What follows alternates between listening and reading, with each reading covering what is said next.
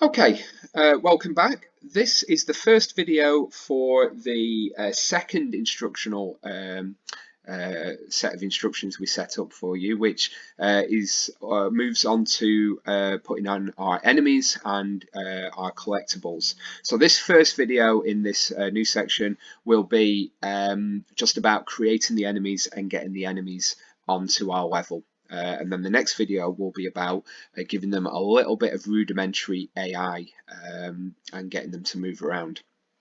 Okay, so as a quick reminder, I'm going to be making reference to the layout here, which is in the middle of the screen. We have our event sheet where we're going to be putting all of our code. We have our properties on the left-hand side, and any object I click on, we should be able to access the properties. We've got our power on the right hand side, that's where we're going to drag things from, and we've got our layers at the bottom here.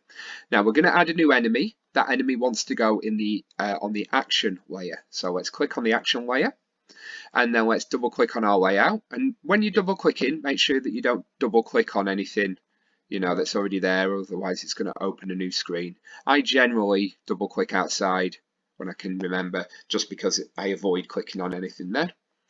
Let's have a new sprite and let's call this enemy 1.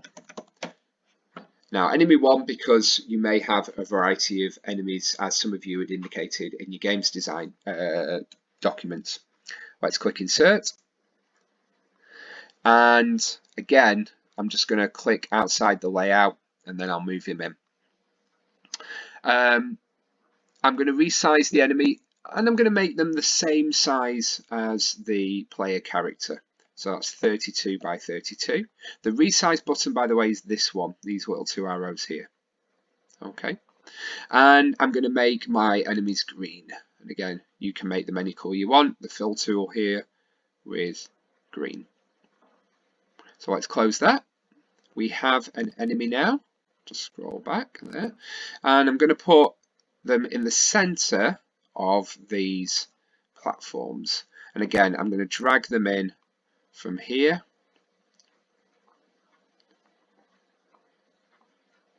Okay, and let's put a few more on so that I can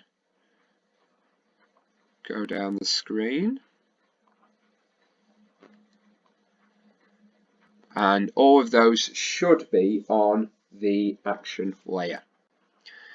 So that is setting up our new enemies.